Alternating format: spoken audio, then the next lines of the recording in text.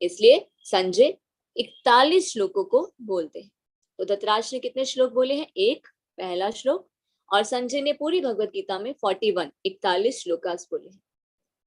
अर्जुन ने 84 श्लोकास बोले हैं। अर्जुन क्या पूछते हैं? प्रश्न जो भगवान से पूछते हैं। ये पूरी भगवत गीता क्या है? Full of questions and answers. Arjun प्रश्न पूछ रहे हैं, कृष्ण उनका उत्तर दे रहे हैं। क्या इस भगवत गीता में जो अर्जुन प्रश्न पूछ रहे हैं, क्या वो उनके लिए है?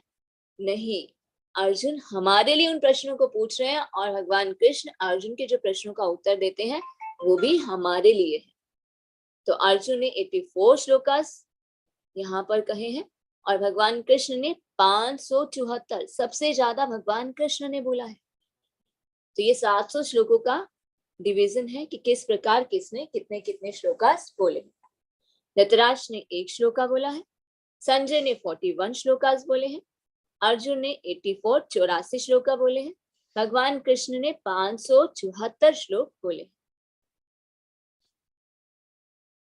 तो श्रीमद् भगवद गीता की यात्रा शुरू करते हैं। आप सभी का स्वागत है। तो अभी हम गीता के महात्म्य को जानेंगे और उसके बाद चैप्टर को शुरू करेंगे। श्री आदि शंकराचार्य द्वारा वर्णित श्रीमद् भगवद गीता की महिमा क्या है? गीता शास्त्रमिदं पुण्यं यः पठेत प्रयत् पुमान् विष्णोपादमवाप्नोति भयशोकादिवर्जितः। भगवद गीता दिव्य साहित्य है। आदि शंकराचार्य श्रीमद् भगवद गीता की महिमा का गुणगान करते हुए बताते हैं कि भगवद गीता दिव्य साहित्य है। जो इसे ध्यान पूर्वक पढ़ता है और इसके उपदेशों का पालन करता है, वह भगवान विष्णु का आश्रय प्राप्त करता है, जो कि समस्त भय और चिंताओं से मुक्त है। गीताध्ययनशीलस्य प्राणायाम परस्य च नैव सन्ति हि पापानि पूर्वजन्म कृतानि च। यदि कोई भगवद गीता को निष्ठा तथा गंभीरता के साथ पढ़ता है, तो भगवान की कृपा से उसके सारे पूर्व दुष्कर्मों के फलों का उस पर कोई भी प्रभाव नहीं पड़ता। अगर हम भगवद गीता को श्रद्धा, निष्ठा और गंभीरता के साथ पढ़े, तो भगवान की कृपा से हमारे जो पहले के दुष्कर्म होंगे, जाने अनजाने में किए हुए हमारे जितने भी पाप होंगे, वो सब नष्ट हो जाएंगे। उनका फल हमें नहीं भुगतना पड़ेगा।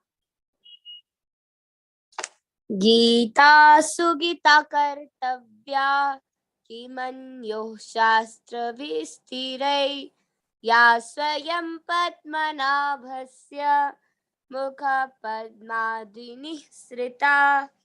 क्योंकि भगवद गीता भगवान के मुख से निकली है, अतएव किसी अन्य वैदिक साहित्य को पढ़ने की आवश्यकता नहीं रहती। केवल भगवद गीता का ही ध्यान पूर्वक तथा मनोयोग से श्रवण तथा पठन करना चाहिए। केवल एक पुस्तक भगवद गीता ही पर्याप्त है, क्योंकि यह समस्त वैदिक ग्रंथों का सार है और इसका प्रवचन भगवान ने किया है। तो ये भगवद गीता किसके मुख से निकली है? भगवान के मुख से निकली है। Bhagavad Gita the song of God, भगवान ने इसे गाया है, भगवान के मुख से निकली है। अगर हम भगवद गीता पढ़ लेते हैं तो किसी और वैदिक साहित्य को पढ़ने की कोई आवश्यकता नहीं है। इसलिए हमें भगवद गीता का ध्यान पूर्वक श्रवण और पठन करना चाहिए, क्योंकि ये भगवद गीता क्या है?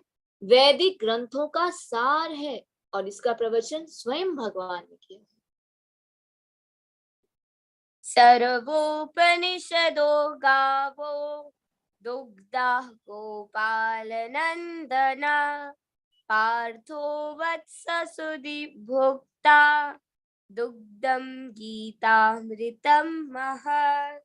यह गीतोपनिषद भगवद गीता, जो समस्त उपनिषदों का सार है, गाय के तुल्य है और ग्वाल बाल के रूप में विख्यात भगवान कृष्ण इस गाय को दूह रहे हैं। अर्जुन बछड़े के समान है और सारे विद्वान तथा शुद्ध भक्त भगवद गीता के अमृत में दूध का पान करने वाले हैं। ये भगवद गीता क्या है? गीतोपनिषद, समस्त उपनिषदों का सार है। कितने उपनिषद हैं? 108 उपनिषद, ये उन सभी उपनिषदों का सार है। जो 108 उपनिषदों में कहा गया है उसको सार रूप में भगवत गीता को भगवान ने बताया है।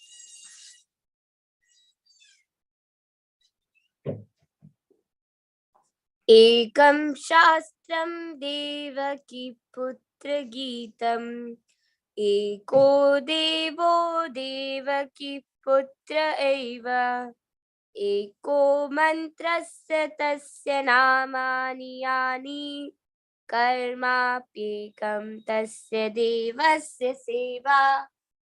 आज के युग में लोग एक शास्त्र, एक ईश्वर, एक धर्म तथा एक वृत्ति के लिए अत्यंत उत्सुक हैं। अतएव सारे विश्व के लिए केवल एक शास्त्र भगवत गीता हो, सारे विश्व के लिए एक ईश्वर हो, देव के पुत्र श्री कृष्ण, एक मंत्र, एक प्रार्थना हो, उनके नाम का कीर्तन, हरे कृष्ण कृष्ण कृष्ण हरे हरे, हरे राम राम राम हरे हरे। केवल एक ही कार्य हो, भगवान की सेवा।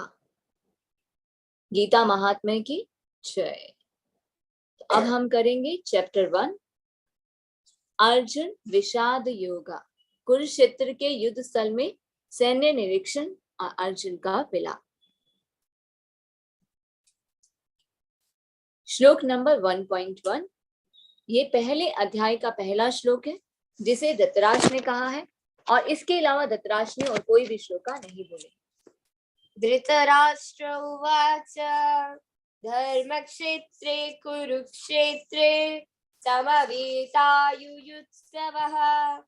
मामकाः पाण्डवाश्चैव किमकुर्वत संजय। धृतराष्ट्र ने कहा, हे संजय, धर्म भूमि कुरुक्षेत्र में युद्ध की इच्छा से एकत्र हुए मेरे तथा पांडु के पुत्रों ने क्या किया? कौरव और पांडव कहाँ इकट्ठे हुए थे? कुरुक्षेत्र नामक स्थान पर। वो क्या है? धर्म भूमि, एक तीर्थ स्थल है। कुरुक्षेत्र हरियाणा के समीप एक राज्य है जिसे कुरुक्षेत्र कहा जाता है। वहां पर कौरव और जो पांडव है उनके पुत्र वहां पर इकट्ठे हुए थे युद्ध करने की इच्छा से। और धृतराष्ट्र पूछ रहे हैं किससे? संजय से। संजय कौन है? संजय व्यास देव जी के शिष्य हैं, जिन्हें व्यास देव जी की कृपा से दिव्य दृष्टि प्राप्त हुई है कि वो कहीं भी बैठे बैठे कहीं का भी दृश्य देख सकते हैं। तो इसलिए उस कक्ष में जो संजय है उनके सचिव हैं धृतराष्ट्र के, उन्हें सारा वृत्तांत बताते हैं कि युद्ध भूमि में क्या हो रहा है। कौरवों के पिता कौन है? धृतराष्ट्र अपने पुत्रों की विजय की संभावना के विषय में बहुत ही संदिग्ध थे। क्यों?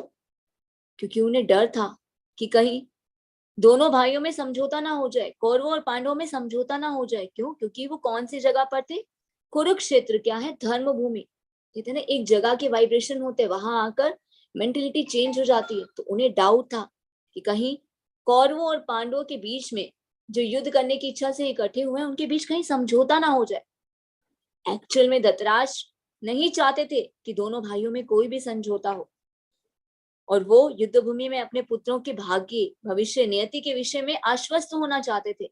इसीलिए उन्होंने संजय से प्रश्न पूछा कि युद्ध भूमि कुरुक्षेत्र में युद्ध की इच्छा से एकत्र हुए मेरे और पांडवों के पुत्रों ने क्या क्या किया। तो यहाँ पर धृतराष्ट्र का मनोभाव प्रकट हो रहा है। देखिए जानबूझकर क्या कर रहे हैं, पुत्रों, अपने पुत्रों को तो क्या कह रहे हैं? कुरु, और पांडु के पुत्र अलग अलग कर रहे हैं ना, जबकि दोनों तो एक ही वंश के उत्तराधिकार है। एक्चुअल में धृतराष्ट्र नहीं चाहते थे कि दोनों में कोई भी समझौता हो, और वो अपने बच्चों को ही उत्तराधिकार देना चाहते थे। महाभारत में वर्णित धृतराष्ट्र तथा संजय की वार्ताएं इस महान दर्शन के मूल सिद्धांत का कार्य करती हैं। माना जाता है कि इस दर्शन की प्रस्तुति कुरुक्षेत्र के युद्ध स्थल में हुई, जो वैदिक युग से पवित्र तीर्थस्थल रहा है। ये कुरुक्षेत्र नामक जो तीर्थस्थल है, ये सिर्फ उसी कारण से पवित्र नहीं है कि वहां पर युद्ध भूमि हुई थी। कुरुक्षेत्र का जो युद्ध हुआ था, महाभारत का युद्ध हुआ था, प्राचीन समय से, युगों युगों से वो बहुत ही पवित्र स्थल रहा है। इसका प्रवचन भगवान द्वारा मानव जाति के पथ प्रदर्शन हेतु तब किया गया जब वे इस लोक में स्वयं उपस्थित थे। द्वापर युग में भगवान स्वयं कृष्ण के रूप में उपस्थित थे और कलयुग के लोगों के लिए, कलयुग की मानव जाति के पथ प्रदर्शन के लिए भगवान कृष्ण ने अर्जुन को भगवत गीता का उपदेश दिया। अर्जुन को सिर्फ निमित्त मात्र साधन बनाया। ये भगवत गीता का उपदेश तो मानव जाति के कल्याण के लिए। संजय ने कहा, हे राजन, पांडु पुत्रों द्वारा सेना की व्यूह रचना देखकर राजा दुर्योधन अपने गुरु के पास गया और उसने ये शब्द कहे, हे आचार्य, पांडु पुत्रों की विशाल सेना को देखें, जिसे आपके बुद्धिमान शिष्य द्रुपद के पुत्र धृष्टद्युम्न ने इतने कौशल से व्यवस्थित किया है। तो पहले श्लोक में धृतराष्ट्र क्या पूछते हैं संजय से कि युद्ध भूमि में क्या हो रहा है, मेरे तथा पांडु के पुत्रों के बीच में क्या हो रहा है। तो संजय बताते हैं, देखकर पांडु पुत्रों द्वारा सेना की व्यूह रचना देखकर दुर्योधन क्या हो रहा है, डर गया है, क्रोधित हो रहा है। और वो कहाँ जाते हैं, अपने गुरु के पास जाते हैं और गुरु के पास जाकर क्या कहते हैं, आपने देखा है पांडु पुत्रों की विशाल सेना को, आपके ही जो शिष्य है ना द्रुपद के पुत्र जो धृष्टद्युम्न है, जिन्हें आपने ये कौशल विद्या सिखाई है, वो किसकी साइड में है, पांडवों की साइड में है। और उसने कितने अच्छे से वो जो युद्ध भूमि में सेना की व्यूह रचना है वो की है। एक्चुअल में जो दुर्योधन है वो डर गए थे व्यूह रचना को देखकर और अपने गुरु जो है द्रोणाचार्य के पास जाते हैं उस स्थिति को अवगत कराने के लिए। और यहाँ पर जो द्रुपद वर्ड आ रहा है वो कौन है, अर्जुन की पत्नी द्रौपदी। अर्जुन की पत्नी कौन है, द्रौपदी। उनके पिता का नाम क्या है, राजा द्रुपद। तो यहाँ पर द्रुपद है वो कौन है, एक राजा है जो कि द्रौपदी के पिता है। उनके जो द्रुपद के साथ द्रोणाचार्य था, उनका कुछ झगड़ा था। इसी झगड़े के फलस्वरूप द्रुपद ने क्या किया था, एक महान यज्ञ किया था। अर्जुन की पत्नी द्रौपदी, उनके पिता राजा द्रुपद, उनका द्रोणाचार्य से कुछ झगड़ा था, इसलिए उन्होंने एक महान यज्ञ किया जिनसे उन्हें एक पुत्र की प्राप्ति हुई। और उनके पुत्र का क्या नाम है, धृष्टद्युम्न। क्या वरदान मिला था कि धृष्टद्युम्न जो होगा वो द्रोणाचार्य का वध करेगा। और द्रोणाचार्य ये जानते भी थे कि इन यज्ञ से जो राजा द्रुपद को पुत्र प्राप्त हुआ है वो मेरा वध करेगा, पर फिर भी उन्होंने गुरु होने के नाते सारी कौशल विद्या, सेना की व्यूह रचना करना, सभी कौशल किसे सिखाए थे, धृष्टद्युम्न को सुनाए थे, शिष्य होने के नाते, जो उनके शिष्य थे। तो उन्होंने अपने गुरु होने के सभी कर्तव्य को निभाया था, जबकि उन्हें भली भांति पता था कि यही मेरा वध करेगा। तो आज अब इस दृश्य में क्या करते हैं, दुर्योधन क्या कर रहे हैं, अपने गुरु को यहाँ पर आकर बता रहे हैं कि जो आपका शिष्य है ना, जिसे आपने इतने अच्छे कौशल तरीके से व्यूह रचना करना सिखाया, वो देखिए पांडवों की साइड में और कितने अच्छे से उसने व्यवस्थित किया है। यहाँ पर दुर्योधन जो है वो डर गए। तब कुरुवंश के विविध परम प्रतापी एवं वृद्ध पितामह ने सिंह गर्जना किसी ध्वनि करने वाले अपने शंख को उच्च स्वर में बजाया, जिससे दुर्योधन को हर्ष हुआ। अब अर्जुन जो है वो कौरवों की सेना को संभालने वाले सबसे मेन है। अब वो डर रहे हैं, तो उसको देखकर भीष्म पितामह क्या करते हैं, उन्हें सांत्वना देने के लिए सिंह की गर्जना करने वाले शंख को बजाते हैं। युद्ध की घोषणा कैसे होती है, जब शंख बजाया जाता है। और कौरवों के साइड सबसे जो वृद्ध थे, वयोवृद्ध थे, और प्रतापी कौन थे, पितामह। उन्होंने भीष्म पितामह ने सिंह की गर्जना करने वाले शंख को बजाया, जिससे दुर्योधन को हर्ष हुआ कि उन्हें ऐसा लगा कि हाँ, मेरी साइड में भी सब हैं और बहुत ही प्रतापी और शक्तिशाली मेरे जो साइड में है। दूसरी ओर से श्वेत घोड़ों द्वारा खींचे जाने वाले विशाल रथ पर आसीन कृष्ण तथा अर्जुन ने अपने अपने दिव्य शंख बजाए। जब कौरवों की साइड से युद्ध की घोषणा की गई, पांडवों की साइड से भी की गई। पांडवों की साइड में कौन है, भगवान कृष्ण उनके साथ थे। तो भगवान कृष्ण ने और अर्जुन ने, सभी पांडवों ने अपने अपने शंख बजाए। भगवान कृष्ण के शंख का क्या नाम है, पंचजन्य। भगवान कृष्ण ने पंचजन्य शंख बजाया, अर्जुन ने देवदत्त शंख बजाया, भीम ने पौंडुक नामक शंख बजाया, राजा युधिष्ठिर जो थे उन्होंने अनंत विजय नामक शंख बजाया, और जो नकुल और सहदेव थे उन्होंने सुघोष और मणि पुष्पक शंख बजाया। तो दोनों तरफ से शंख की घोषणा हुई और युद्ध का ऐलान किया गया। उस समय हनुमान से अंकित ध्वजा वाले रथ पर आसीन पांडुपुत्र अर्जुन अपना धनुष उठाकर तीर चलाने के लिए उद्यत हुआ। हे राजन, धृतराष्ट्र के पुत्रों को व्यूह में खड़ा देखकर अर्जुन ने भगवान कृष्ण से ये वचन कहे। दोनों तरफ से शंख बजे, युद्ध की घोषणा हुई। अब अर्जुन क्या करते हैं, अपना धनुष उठाते हैं तीर चलाने के लिए। और अर्जुन जिस रथ पर आसीन है वो उन्हें कहां से प्राप्त हुआ था? अग्निदेव की कृपा से वो रथ प्राप्त हुआ था। और उस रथ पर जो ध्वजा थी उस पर कौन थे? हनुमान जी थे। हनुमान जी का चिन्ह अंकित था, क्योंकि हनुमान जी ने राम और रावण के युद्ध में राम की सहायता की थी, जिससे राम विजय हुए थे। तो उस समय अर्जुन की सहायता के लिए उनके रथ पर राम तथा हनुमान दोनों उपस्थित थे। राम और कृष्ण दोनों एक ही हैं। जहां पर भगवान होते हैं वहां पर उनके भक्त भी होते हैं। तो यहाँ पर भगवान कृष्ण है और उनके सेवक जो है, राम जी के जो सेवक है वो हनुमान जी वहां पर उपस्थित है। जहां पर राम होते हैं वहां पर हनुमान होते हैं, और वहां पर उनकी नित्य संगनी भी होती है, वैभव देवी सीता उपस्थित होती है। तो यहाँ पर कौन था? भगवान कृष्ण, हनुमान जी और भाग्य देवी लक्ष्मी भी वहां पर उपस्थित थी। तो अर्जुन के लिए तो किसी भी शत्रु से कोई भय नहीं था। तो अर्जुन क्या करते हैं, अपना धनुष उठाते हैं, तीर चलाने के लिए उद्यत होते हैं। और धृतराष्ट्र के पुत्र को व्यूह में खड़ा देखकर अर्जुन कृष्ण से अब क्या कहते हैं? अर्जुन कृष्ण से कहते हैं, हे अच्युत, कृपा करके मेरा रथ दोनों सेनाओं के बीच ले चले, जिससे मैं यहाँ उपस्थित युद्ध की अभिलाषा रखने वालों को और शास्त्रों की इस महान परीक्षा में जिनसे मुझे संघर्ष करना है उन्हें देख सकूं। भगवान कृष्ण कौन है? साक्षात भगवान कृष्ण। देखिए बार बार आता ना, भगवान उवाच, भगवान वर्ड किसे संबोधित किया गया? कृष्ण। भगवत गीता को किसने बोला? कृष्ण ने। तो अर्जुन उन्हें क्या कहते हैं? अच्युत। और अच्युत का क्या अर्थ होता है? अच्युत का अर्थ होता है कि भगवान अपने भक्तों पर स्नेह दिखाने के लिए कभी भी नहीं चूकते। इसलिए अर्जुन भगवान को अच्युत कह रहे हैं। और क्या कह रहे हैं कि आप रथ को बीच में लेकर चलिए। भगवान कौन थे? सारथी का पद स्वीकार उन्होंने किया था। और अर्जुन के कहने पर वो क्या करते हैं? रथ को बीच में लेकर जाते हैं, ताकि अर्जुन दोनों तरफ की स्थिति को देख सके और सामने देख सके जिनसे उन्हें युद्ध करना है, कौरवों की सेना में कौन कौन है, किस प्रकार मुझे उनसे युद्ध करना है। अर्जुन ने वहां पर दोनों पक्षों की सेनाओं के मध्य में अपने चाचा, ताऊओं, पितामहों, गुरुओं, मामाओं, भाइयों, पुत्रों, पौत्रों, मित्रों, ससुरों और शुभ चिंतकों को भी देखा। जब भगवान कृष्ण जो सारथी के रूप में वहां उपस्थित थे, अर्जुन के रथ को बीच में लेकर आते दोनों सेनाओं के मध्य में।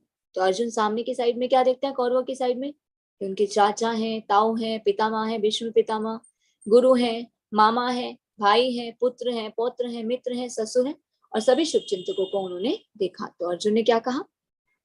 हे कृष्ण, इस प्रकार युद्ध की इच्छा रखने वाले मित्रों तथा संबंधियों को अपने समक्ष उपस्थित देखकर मेरे शरीर के अंग कांप रहे हैं और मेरा मुंह सूखा जा रहा है। तो अर्जुन क्या देखते हैं? सामने उनके सगे संबंधी हैं, उनके भाई हैं, पुत्र हैं, पौत्र हैं, पितामह हैं। तो अर्जुन यहाँ पे डर नहीं रहे। यहाँ पे जो ये लक्षण दिखाई दे रहा है कि उनके शरीर के अंग कांप रहे हैं, मुंह सूखा जा रहा है, उसका मतलब ये नहीं कि वो सामने व्यूह रचना देखकर डर रहे हैं। नहीं, ये उनके हृदय की कोमलता है। जो भगवान का भक्त होता है उसके हृदय का भाव क्या होता है? हमेशा उसका हृदय कोमल होता है, वो किसी को भी कष्ट नहीं पहुंचाना चाहता। ये एक भगवान के शुद्ध भक्त के लक्षण है। ये दयालुता का भाव है। उन्हें दया आ रही थी कि सामने तो सभी मेरे गुरुजन पितामह हैं, अगर मैं इनका वध कर दूंगा तो मुझे तो पाप लगेगा, मुझे इनका वध करके क्या मिलेगा? उन्हें दया आ रही थी। हे कृष्ण, इस युद्ध में अपने ही स्वजनों का वध करने से ना तो कोई मुझे अच्छाई दिखती है, ना मैं उनसे किसी प्रकार के विजय, राज्य या सुख की इच्छा करता हूँ। तो अर्जुन कृष्ण से क्या कहते हैं?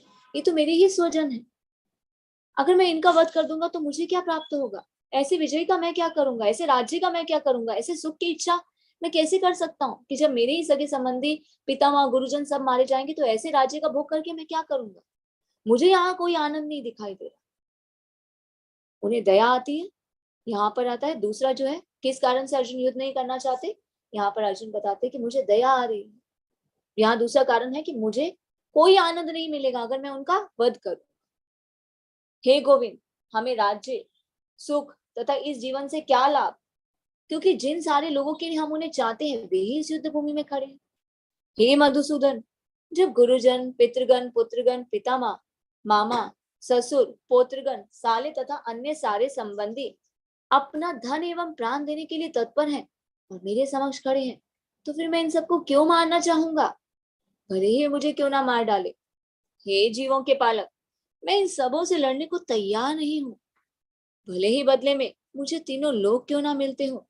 इस पृथ्वी की तो बात ही छोड़िए, भला धृतराष्ट्र के पुत्रों को मारकर हमें कौन सी प्रसन्नता मिलेगी? तो इस इन श्लोकों में भी 32 से लेकर 35 श्लोक तक भी अर्जुन भगवान से क्या कहते हैं कि अगर मैं इनका वध कर दूंगा तो इस पृथ्वी का भोग करके मैं क्या करूंगा? अगर मुझे तीनों लोक ही मिल जाएं तो भी मुझे कोई आनंद नहीं मिलेगा। हे कृष्ण, मैं युद्ध नहीं करना चाहता। वो क्या कारण देता है कि कोई आनंद नहीं, मुझे इसमें कोई आनंद नहीं दिखाई दे रहा। यदि हम ऐसे आतताइयों का वध करते हैं तो हम पर पाप चढ़ेगा। यह उचित नहीं है कि हम धृतराष्ट्र के पुत्रों तथा उनके मित्रों का वध करें। हे लक्ष्मीपति कृष्ण, इससे हमें क्या लाभ होगा और अपने ही कुटुंबियों को मारकर हम किस प्रकार सुखी हो सकते हैं? तो अर्जुन कृष्ण से क्या कहते हैं? 6 प्रकार के जो आतताई होते हैं वो कौन होते हैं? विष देने वाले, घर में अग्नि लगाने वाले, घातक हथियार से आक्रमण करने वाले, धन लूटने वाले, भूमि की दूसरों की भूमि हड़पने वाले और पराई स्त्री का अपहरण करने वाले। जो कौरव थे वो कौन थे? आतताई। ये सभी कार्य उन्होंने किए थे। विष दिया था, भीम को विष देकर मारने का प्रयास किया, लक्षाग्रह, घर में अग्नि लगाई थी, घातक हथियार से आक्रमण किया, धन लूटना, ये सब कार्य की, ये सब युद्ध भूमि की जो स्थिति हुई है, युद्ध की स्थिति क्यों उत्पन्न हुई? क्योंकि वो उन्हें कुछ देना ही नहीं चाहते, उनका हिस्सा भी नहीं देना चाहते, भूमि हड़पना चाहते हैं, उनका धन लूटना चाहते हैं, पराय स्त्री का अपहरण। द्रौपदी का क्या किया था? चीर हरण किया था। तो वैदिक आदेशानुसार कौन है? कौरव जो है आतताई। और वैदिक आदेशानुसार ऐसे आतताइयों को वध कर देते हैं तो कोई भी पाप नहीं चढ़ता। तो अर्जुन यहाँ पर क्या कहते हैं कि अगर इन आतताइयों का हम वध कर देते हैं हम पर पाप चढ़ेगा। अर्जुन फिर भी इतने कोमल हृदय के वो कहते हैं अगर मैं इनका वध कर दूंगा तो मुझे पाप लगेगा, क्योंकि मेरे ही घर के सदस्य हैं, मेरे ही गुरुजन हैं, पितामह हैं। ये उचित नहीं है कि मैं उन सबका वध करूं, धृतराष्ट्र के पुत्र उनके मित्रों का वध करूं। मुझे इससे क्या लाभ होगा?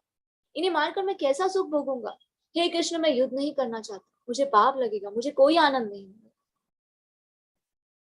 कुल का नाश होने पर सनातन कुल परंपरा नष्ट हो जाती है और इस तरह शेष कुल भी अधर्म में प्रवृत्त हो जाता है। हे कृष्ण, जब कुल में अधर्म प्रमुख हो जाता है तो कुल की स्त्रियां दूषित हो जाती हैं और अस्तित्व के पतन से ही हे वृष्णिवंशी अवांछित संतानें उत्पन्न होती हैं। तो अर्जुन कृष्ण से क्या कहते हैं? मैं युद्ध नहीं करना चाहता। क्यों?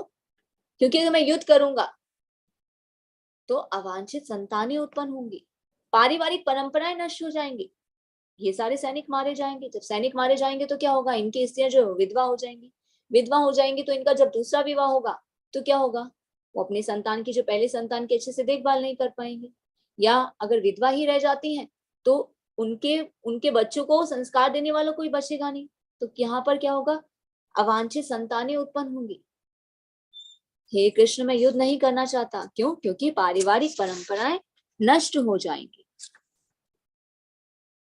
क्योंकि वर्णाश्रम व्यवस्था में धार्मिक परंपराओं के बहुत सारे नियमक होते हैं जिनकी सहायता से परिवार के सदस्य ठीक से उन्नति करके आध्यात्मिक मूल्यों की उपलब्धि कर सके। जैसे परिवार में जन्म से लेकर मृत्यु तक बहुत सारे संस्कार होते हैं।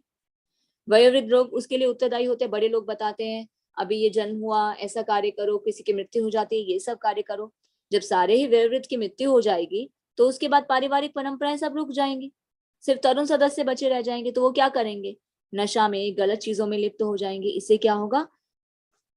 जितना भी कुल परंपरा है वो सब नष्ट हो जाएगी।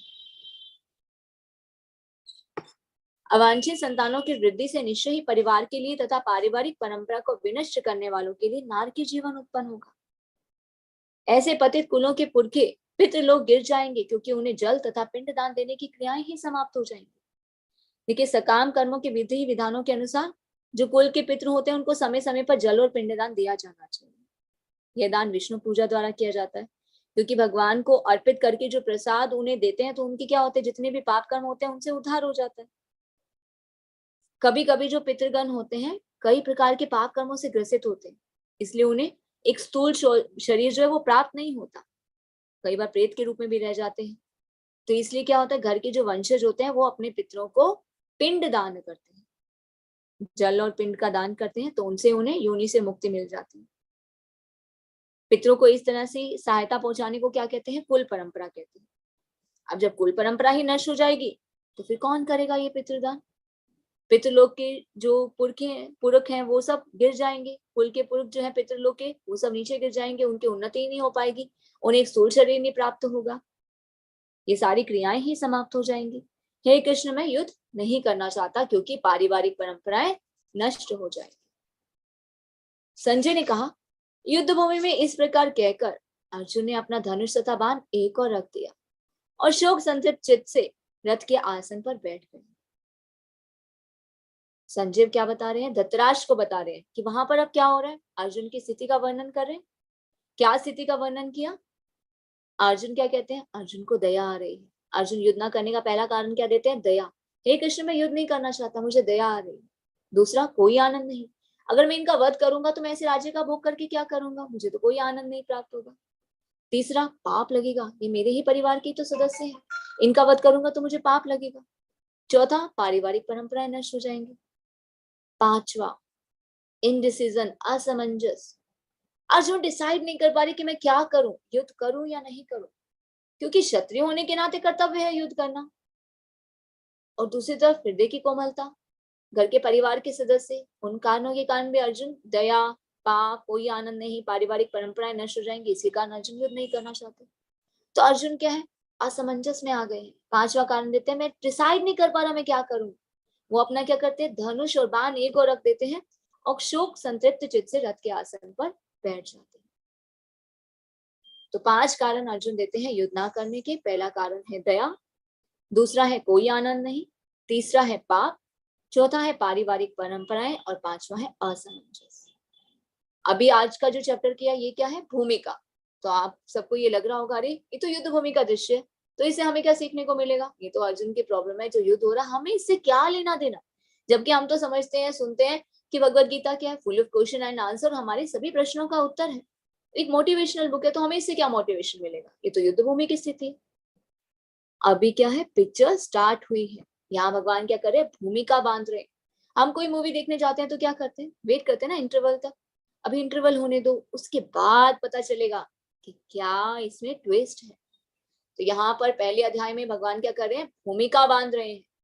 अर्जुन के माध्यम से आगे सेकंड चैप्टर से भगवान अर्जुन के प्रश्नों का उत्तर देंगे जो कि हमारे लिए होंगे। तो यहाँ पर सिर्फ क्या, एक भूमिका बांधी जा रही है, अर्जुन को मोहित किया जा रहा है। अर्जुन अब भ्रमित हो चुके हैं और ये 5 कारण देते हैं युद्ध ना करने के। आप सभी से रिवाइज करेंगे और ताकि कल हम इसे डिस्कस भी कर पाएंगे। पहला कारण है दया, दूसरा कोई आनंद नहीं, तीसरा पाप, चौथा पारिवारिक परंपराएं, पांचवा असमंजस, इनडिसीजन। अब कल कृष्णा सेकंड चैप्टर में बताएंगे अर्जुन के इन प्रश्नों का हल, और इन प्रश्नों के माध्यम से ही भगवान कृष्ण भगवद गीता को बोलना प्रारंभ करेंगे। हरे कृष्णा। तो इस प्रकार भगवद गीता का पहला अध्याय कुरुक्षेत्र के युद्ध स्थल में सैन्य निरीक्षण का भक्ति वेदांत तात्पर्य पूर्ण हुआ। हरे कृष्णा। तो कल हम करेंगे भगवद गीता का दूसरा अध्याय, गीता का सार। तो अगर किसी का कोई भी प्रश्न है तो हैंड रेज भी कर सकते हैं और चैट बॉक्स में भी ड्रॉप कर सकते हैं। तो जो स्लाइड हमने आपको आज दिखाया उसको हम ग्रुप में शेयर कर देंगे ताकि आप उसे रिवाइज कर सके, और क्लास का रिकॉर्डिंग भी भेज देंगे ताकि आप अच्छे से उसको रिवाइज कर सके। अगर कोई डाउट होंगे तो उसे हम कल भी ले सकते हैं। तो आज की क्लास से रिलेटेड अगर किसी को कोई भी डाउट है तो वो हैंड रेज करके पूछ सकते हैं। हरे कृष्णा रश्मि माता जी। हरे कृष्ण माता जी। हरे कृष्ण माता जी। हाँ, मेरा डाउट कोई नहीं है, लेकिन मैं बहुत प्रभावित हुई हूँ। आपने बहुत अच्छे ढंग से समझाया और मेरे को उम्मीद भी बंधी है कि जरूर मेरे को इससे ज्ञान प्राप्त होगा, इसलिए मैं आपका बहुत धन्यवाद करती हूँ। असीम असीम धन्यवाद है आपका। Hare Krishna. Thank you so much for encouragers. देखिए भगवान की वाणी इतनी सुंदर है, बस इसे निष्ठापूर्वक अगर कोई सुने तो मोहित हो ही जाएगा और डेफिनेटली हमें ज्ञान प्राप्त होगा, क्योंकि भगवद गीता का ज्ञान हमारे लिए। तो आप सभी का भी बहुत बहुत धन्यवाद कि आप अपना समय निकाल कर यहाँ आए हैं, हमें सेवा का मौका दिया। हम यही अपनी तरफ से प्रयास करेंगे कि जैसा भगवद गीता में भगवान ने बताया और जैसा श्रील प्रभुपाद से हमने अपने आचार्यों से जैसा सीखा एज इट इज, बिना किसी अपने किसी भी चीज को हम बीच में लाए, इसे एज इट इज प्रस्तुत करने का प्रयास करेंगे। Hare Krishna. Thank you so much for joining माता जी। हरे कृष्णा।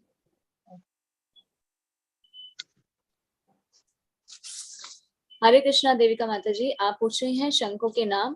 बिल्कुल श्री माता जी, I found them in the text of chapter 1। जी माता जी, चैप्टर 1 में आप Bhagavad Gita as it is उसका पीडीएफ ई बुक जो है वो हम आपको प्रोवाइड करेंगे, तो उसमें आप चेक कर सकते हैं 15 से लेके और 18 श्लोका तक वहां पे शंखों के नाम दिए गए हैं। भगवान कृष्ण ने पंचजन्य शंख बजाया। भगवान कृष्ण के शंख का क्या नाम है? पंचजन्य शंख। अर्जुन के शंख का नाम है देवदत्ता। भीम के शंख का नाम क्या है? पौंड्र नामक शंख। राजा युधिष्ठिर ने अनंत विजय नामक शंख बजाया। नकुल और सहदेव ने सुघोष और मणि पुष्पक नामक शंख बजाया। ये पहले अध्याय के 15 से लेके और 17 श्लोक के ट्रांसलेशन में आप इसे पढ़ सकते हैं।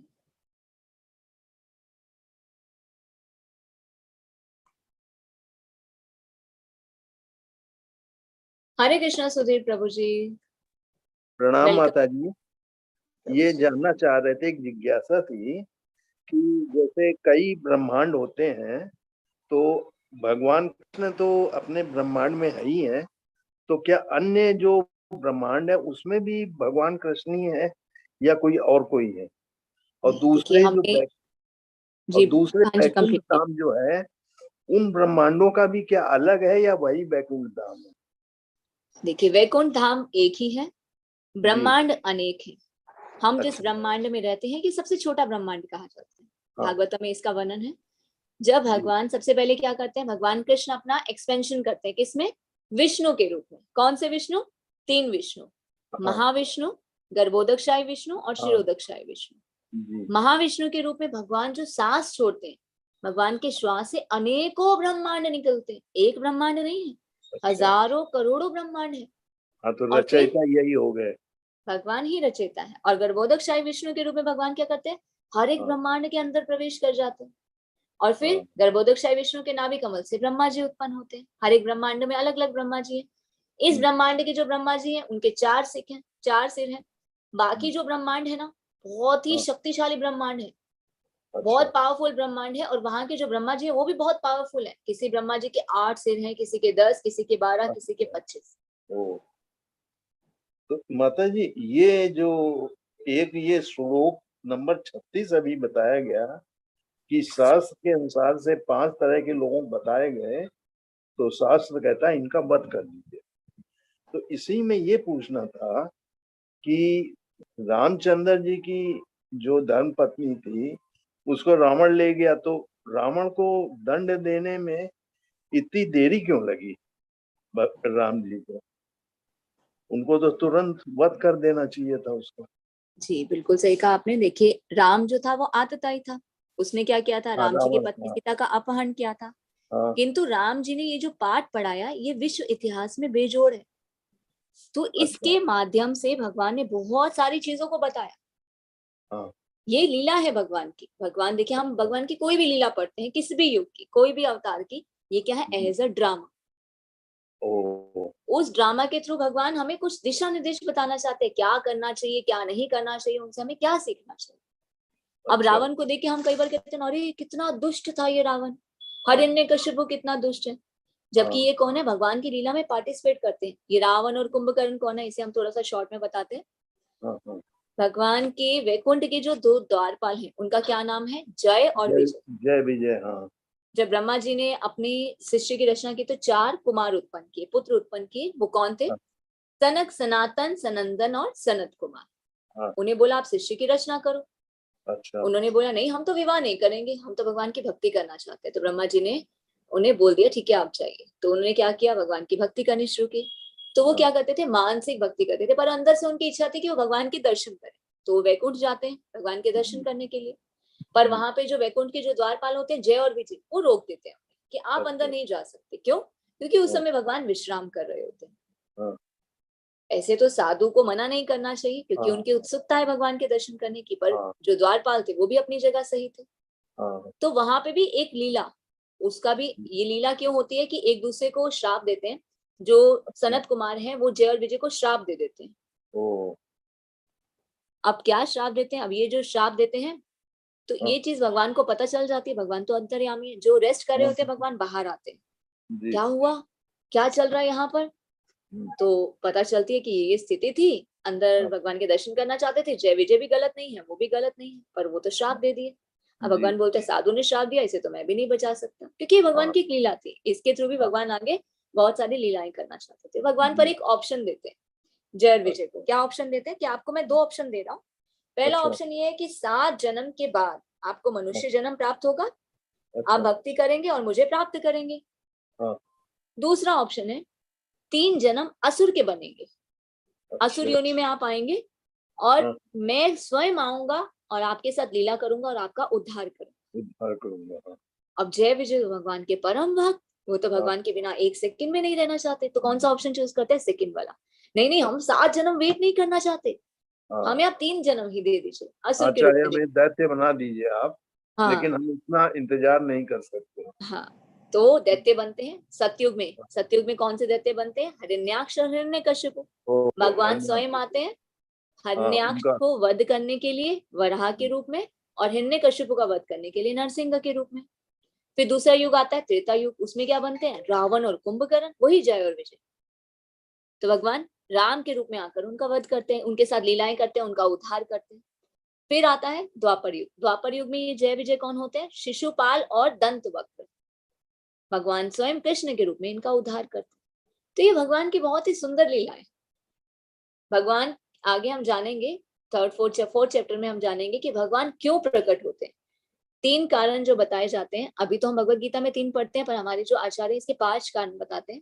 3 कारण जो भगवान बताते हैं वो क्या है? परित्राणाय साधूनां विनाशाय च दुष्कृतां धर्म संस्थापनार्थाय संभवामि युगे युगे। भक्तों का उद्धार करने, दुष्टों का विनाश करने और धर्म की स्थापना करने के लिए मैं बार बार प्रकट होता हूँ। और इसके अलावा 2 रीजन क्या होते हैं? अपने भक्तों को आनंद देने के लिए और अपनी लीलाएं करने के लिए। अब यहाँ भगवान क्या कर रहे हैं?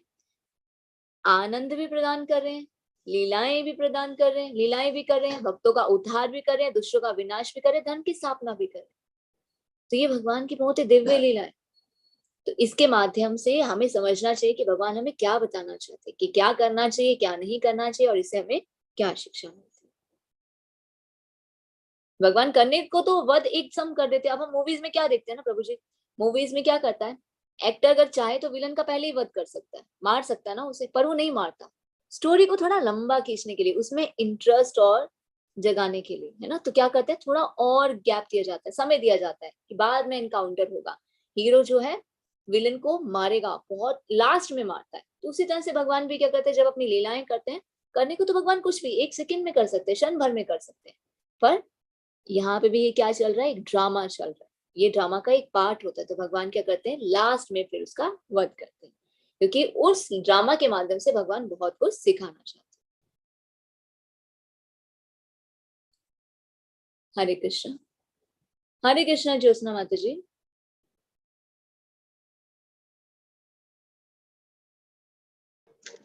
हरे कृष्ण। हरे कृष्ण माता जी। हरे कृष्ण माता जी। ये क्या लेवल 2 का क्लास हो रहा है? नहीं माता जी, लेवल 1 है ये। लेवल 2 का कब शुरू होगा?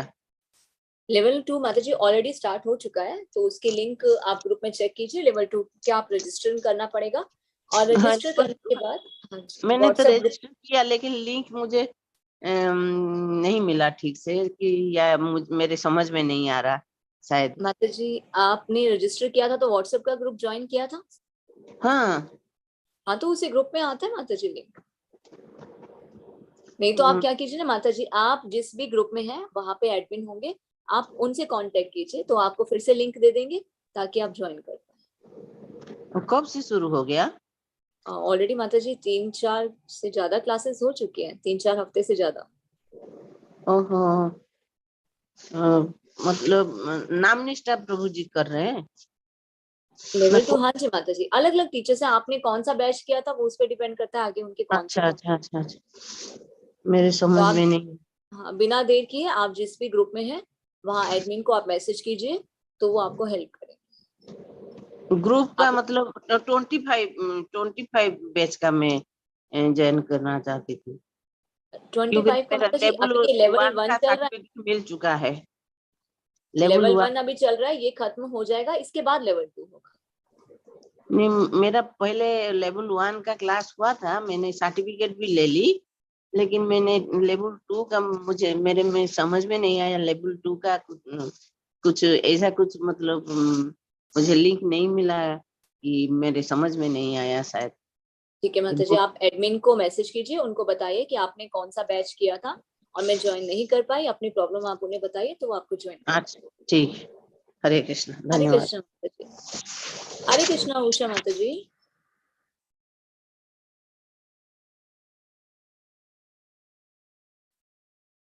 हरे कृष्णा उषा माता जी।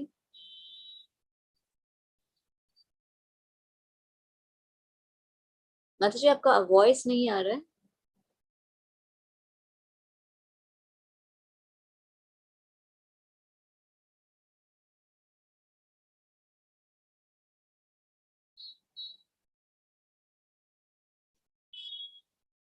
हरे कृष्णा उषा माता जी। उषा मेहता माता जी।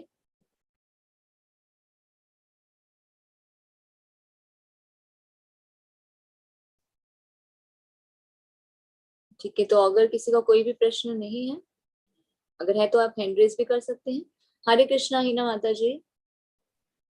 हरे कृष्णा जी। हरे कृष्णा माता जी। मेरा क्वेश्चन ये है, जैसे वैकुंठ धाम और स्वर्ग